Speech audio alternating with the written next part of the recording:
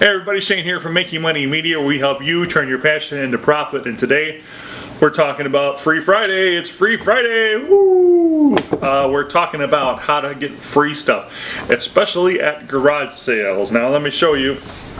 I went to about 4 garage sales today. Maybe a few more than that, but I found some really good deals, and I will show you how I consider some of the stuff I pick up there as being free. So first off, I went to a garage sale, and they had a handy dandy tractor sitting on the shelf for sale, and it said $3, still does. Anyway, I thought, well, that's a pretty good deal for a tractor. I'm a tractor guy. I grew up on a farm, and it's nice. It's bright red. It's a Massey Ferguson, and I think at the flea market this will bring people into my booth. So I'm looking at it for $3, going, I don't know, might be able to sell it for 10. I'm not sure. And the lady says, she's sitting at the table. She goes, "Hey sir, that wagon goes with it." And I said, "Oh really? So there's a wagon that goes with it for $3." And I said, "Well, would you take 2?" She says, "Absolutely." I said, "Great." And I'd already done the walk around at this garage sale, and at her table she had this cedar trinket box, and it's marked Grand Canyon, Arizona.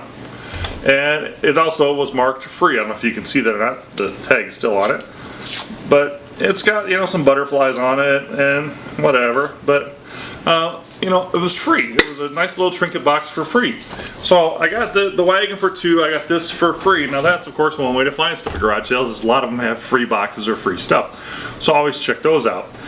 But what I consider is that I think I could probably sell this for $2 or $3 at a flea market. I could probably sell it for maybe $8 or $9 or $10 on Etsy.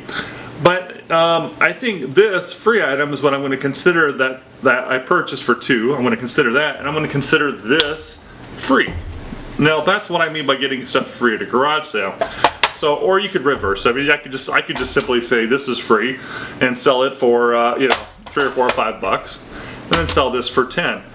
But what I really like about this is that when I go to my next flea market, I'm going to put this somewhere that draws people. They'll see it, they'll want to come closer, they're going to want to see if it's metal, they're going to want to see what I'm asking for it. And I'm going to ask probably 10 or 12 bucks for it, because I don't care if I sell it, because this is going to be the eye candy that pulls men in to come in to see this. And guess what? It's going to be sitting right next to all my tools that I have out for sale, so the men will want to look at that.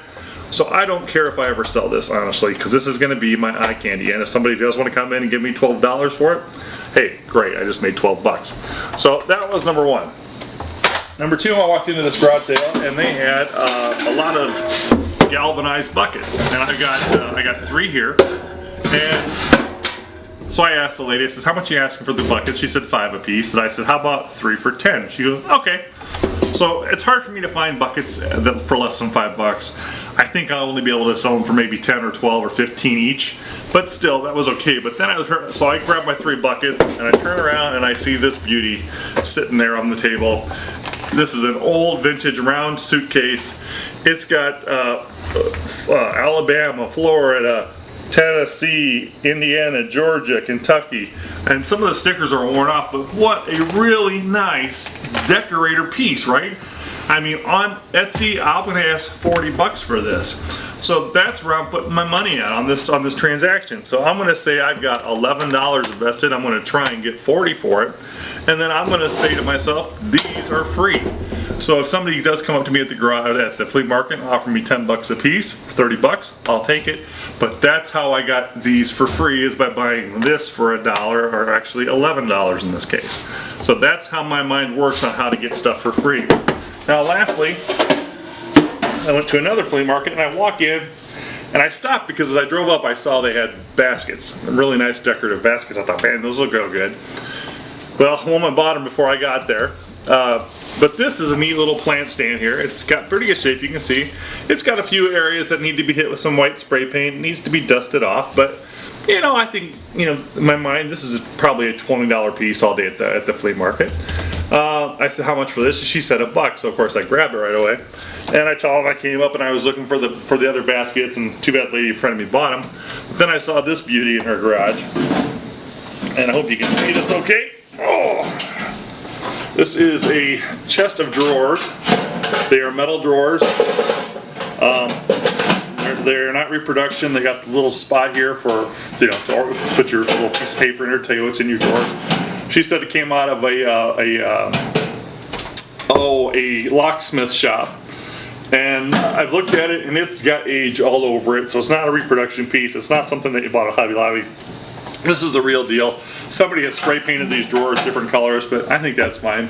They'll sell as is. She had $10 on this, and so I told her I'd give her $5. She said she'd take $7, and I said, how about, I'll give you $7, but you have to throw this guy in for free, and she said, deal.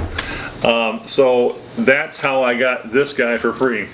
So in this case, I'm going to consider this is free, and I'm going to consider the metal cabinet here, you know, cost of $7. And so I will probably ask 30 or 40 bucks for the cabinet at the next flea market, and I'll ask probably 10 or 15 for this planter here.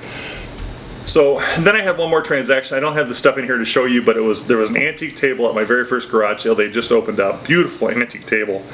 I would probably ask $50 or $100 for on Etsy, maybe even more, maybe $150. It was that nice. She had $5 on it, and she also had a nice jewelry case with some leaded glass on top, or imitation leaded glass on top.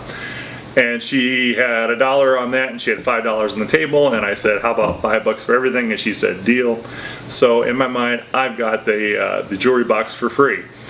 I'm not going to sell it, but I'm going to use it as a display piece at the next flea market, because what I'm going to be talking about in the next episode is how to buy jewelry from China for cents, not dollars, cents, like 16 cents for a ring, 24 cents for a ring, 36 cents for a ring. And what I'm going to do is I'm going to get about 20 or 30 of these rings in, and I'm going to put them in this jewelry box, and I'm going to ask $5 or $6 a piece, maybe $6 and 2 for 10 or something like that. But I'm telling you, you can buy jewelry from China that is really decent looking, high-end looking jewelry for pennies, and they will ship it to you for free. So that'll be on Monday's episode.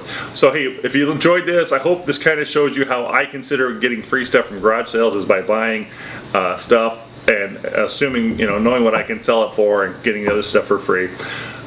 So hey, if you like this, please like, please subscribe, and we will see you on Monday's episode where we are talking about how to get jewelry for next to nothing from China. Take care. Bye-bye.